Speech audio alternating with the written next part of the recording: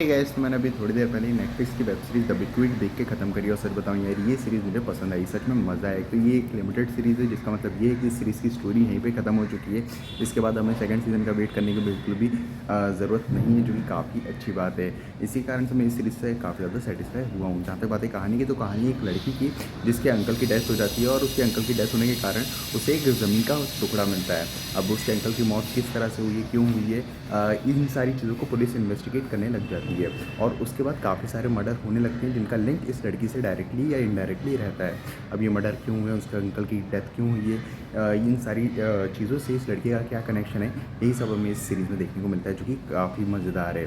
अगर मैं इस स्क्रीन प्ले की बात करूँ तो पर्सनली मुझे इस सीरीज़ का स्क्रीन प्ले पसंद आया, क्योंकि जिस तरह से ये सीरीज़ स्टार्ट होती है अपनी पूरी सिचुएशन को इस्टेब्लिश करती है।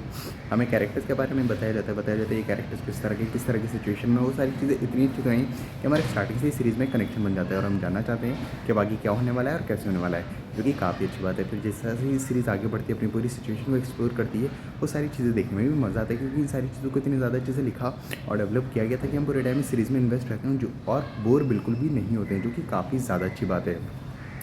जहाँ तक बात है कैरेक्टर डेवलपमेंट और कैरेक्टर्स के पीछे डायनामिक्स की, मेरे ख्याल से कैरेक्टर्स को थोड़ा और अच्छे से डेवलप किया जा सकता था, क्योंकि स्टार्टिंग में जिस तरह से इन कैरेक्टर्स को डेवलप किया जाता है, जिस तरह से इंट्रोडक्शन दिया गया है इन कैरेक्टर्स का, वो हमें उतना इंगेजिंग नहीं लगता है। लेकिन फिर जिस तरह से ये सीरीज़ प्रोग्रेस करती है हम उन कैरेक्टर्स से कनेक्ट हो पाते हैं, लेकिन स्टार्टिंग में मेरे ख्याल से कैरेक्टर्स को थोड़ा और अच्छे से इस्टेब्लिश करना चाहिए था, जिसके कारण इन कैरेक्टर्स के साथ जो कुछ भी बीत रहा होता है हम पे उस तरह का इम्पैक्ट नहीं डाल पाते। स्टार्टिंग में कुछ एपिसोड्स आपको थोड़ा बोर भी कर सकते हैं, क्योंकि ये काफ़ी ज़्यादा स्लो बर्न सीरीज़ है।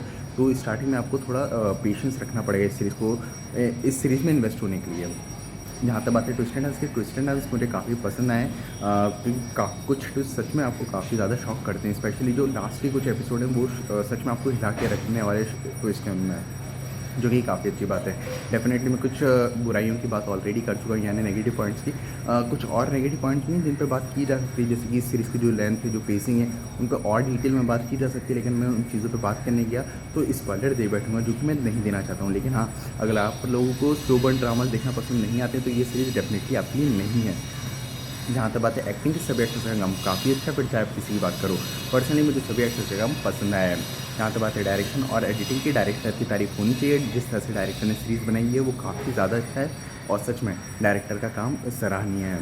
जो एडिटिंग है वो मेरे ख्याल से काफ़ी बेटर होनी चाहिए थी। मेरे ख्याल से इस सीरीज़ की जो पेसिंग और लेंथ है उसकी कमज़ोरियाँ एडिटर ने पूरी नहीं कर पाए हैं। कुछ कमज़ोरियाँ थी जो एडिटर काफ़ी दुरुस्त कर सकते थे, और कुछ चॉप्स है, कुछ सीन्स को चॉप किया जा सकता था जो एडिटर ने नहीं किया है। जो प्रोडक्शन क्वालिटी है वो भी काफ़ी ज़्यादा अच्छी है।